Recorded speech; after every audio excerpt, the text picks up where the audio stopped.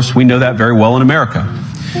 You cannot win a democratic mandate by censoring your opponents or putting them in jail, whether that's the leader of the opposition, a humble Christian praying in her own home, or a journalist trying to report the news.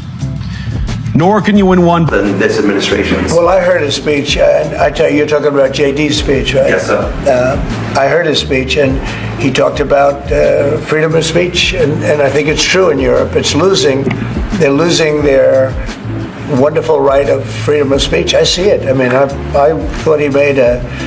The Munich Security Conference, a prestigious gathering of global leaders, was intended to showcase Britain's diplomatic prowess. Prime Minister Keir Starmer aimed to project strength and leadership on the world stage. However, an unexpected and scathing critique from U.S. Vice President J.D. Vance left Starmer exposed, humiliated, and scrambling to manage the fallout. What led to this public diplomatic debacle? Stay tuned as we delve into... And unfortunately, when I look at Europe today, it's sometimes not so clear what happened to some of the Cold War's winners. I look to Brussels, where EU commissars warn citizens that they intend to shut down social media during times of civil unrest the moment they spot what they've judged to be, quote, hateful content. Or to this very country, where police have carried out raids against citizens suspected of posting anti-feminist comments online as part of, quote, combating misogyny on the internet, a day of action.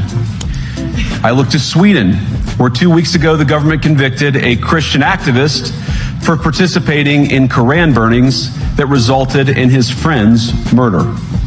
And as the judge in his case chillingly noted, Sweden's laws to supposedly protect free expression do not, in fact, grant, and I'm quoting, a free pass to do or say anything without risking offending the group that holds them. That there should be an irreversible path for Ukraine to NATO membership. And you have backed away from that, to be absolutely clear. No, obviously nobody was expecting that to be immediate. It was a pathway over the events that unfolded. The 61st Munich Security Conference, held from February 14 to 16, 2025, at the Hotel Bayerischer Hof, convened the world's most influential figures to discuss pressing security challenges. Prime Minister Keir Starmer attended with the objective of reaffirming the UK's commitment to global security and strengthening alliances. Anticipation was high as leaders prepared to address critical issues, including the ongoing conflict in Ukraine and Europe's role in global defense. The atmosphere shifted dramatically when U.S.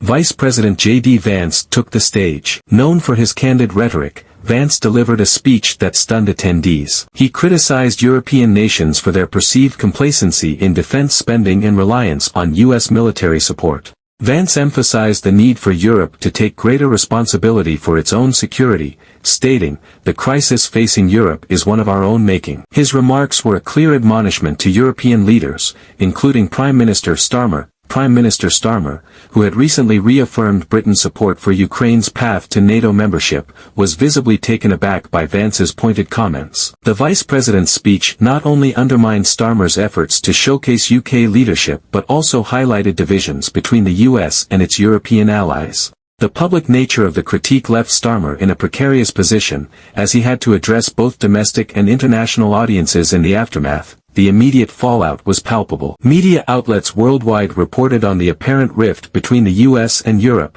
with a particular focus on the strained UK-US relations. Political analysts debated the implications of Vance's remarks, suggesting they signaled a shift in US foreign policy under President Trump, with a demand for Europe to shoulder more defense responsibilities. For Starmer, the incident raised questions about his diplomatic strategy and the UK's role in the evolving geopolitical landscape. Public reaction was divided. Supporters of a more autonomous European defense structure viewed Vance's comments as a necessary wake-up call, while others saw them as an affront to long-standing alliances. In the UK, opposition parties seized upon the moment to critique Starmer's leadership and foreign policy approach, arguing that the Prime Minister had failed to anticipate the US's changing stance. The incident sparked a broader debate about the future of transatlantic relations and the UK's position within that framework. In the wake of the controversy, Prime Minister Starmer faces the challenge of reassessing the UK's foreign policy priorities. This includes navigating the complexities of a more self-reliant European defence posture and redefining the UK's relationship with the US administration. The path forward requires careful diplomacy to mend alliances and adapt to the shifting geopolitical environment.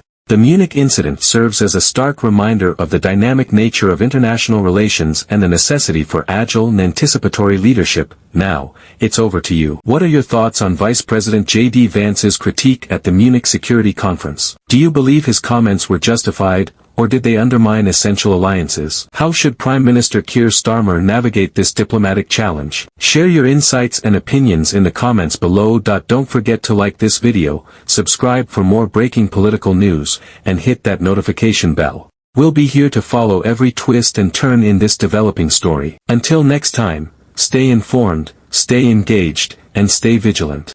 Like this video and subscribe my channel for latest political updates.